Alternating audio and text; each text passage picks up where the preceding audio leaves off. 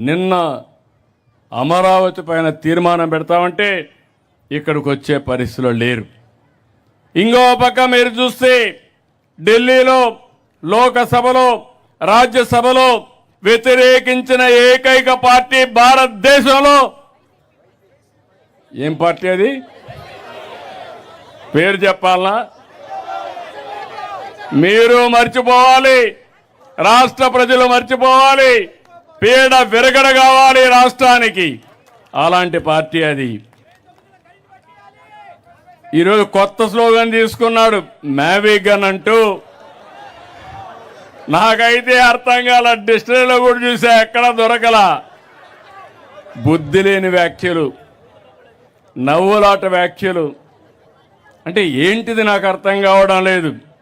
అంటే తెలుగు జాతి ఆత్మగౌరవం పట్టలేదు.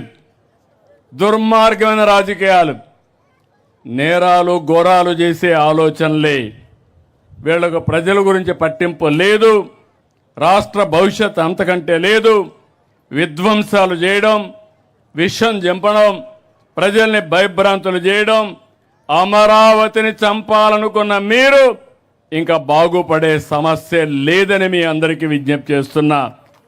అందుకని బిల్లుపై పార్లమెంట్లో వాకౌట్ చేశారు. శాశ్వతంగా మీరు ఆ పార్టీని బ్యాకప్ ఏం చేయాలి? బ్లాక్అవుట్ చేయాలి. అప్పుడే వీళ్ళకి బుద్ధి వస్తుంది. రాజకీయాల నుంచి ఇలాంటి వాళ్ళని నేను చాలా రాజకీయాలు చూసా. 5 దశాబ్దాలుగా రాజకీయాలు చేస్తున్న, 48 ఏళ్లుగా రాజకీయాలు చేశా. హేమాహేమిని చూశా, అనేక సమస్యలు చూశా. ఇంత చౌకబారు రాజకీయం, ఇంత నీతిమాలిన రాజకీయం నేను ఎప్పుడూ చూడలేదని చెప్పి నేను మీకు అందరికీ కూడా విజ్ఞప్తి చేస్తున్నా. అందుకనే ఈరోజు మిమ్మల్ని అందరినీ కోరుతున్నా, అమరావతి, ఆంధ్రప్రదేశ్, ఒక్క అమరావతినే కాదు, 3 మెగా సిటీలు విశాఖపట్నం, తిరుపతి డెవలప్ చేస్తాం. ప్రతి ప్రాంతాన్ని అభివృద్ధి చేస్తాం. అమరావతి ఒక స్ఫూర్తిగా ఉంటుంది. ఇక్కడ కూర్చుంటే ఎక్కడ లేని వైబ్రేషన్స్ వస్తాయి. ఇక్కడి నుంచి పరిపాలన సమర్థవంతంగా చేసి ప్రతి ప్రాంతాన్ని అభివృద్ధి చేస్తామని అమరావతి సాక్షిగా ప్రజలకు హామీ ఇస్తున్నాం. ఇక అమరావతి అన్స్టాపబుల్, ఎవరు స్టాప్ చేయలేరు. అమరావతి అజేయం, అద్వితీయం, భవిష్యత్ అవిరామం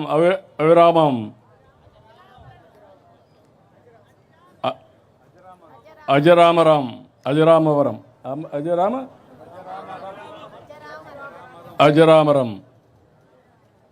నేను అందుకే మీ అందరికీ చెప్తున్నా, మీరే చూస్తారు.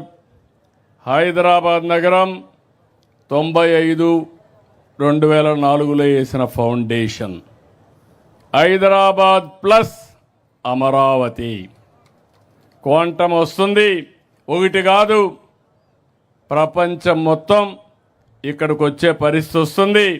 నేను మిమ్మల్ని ఒకటే కోరుతున్నా, మీరు కూడా ఏమరపాటుతో ఉంటే మళ్ళా సమస్యలు వస్తాయి.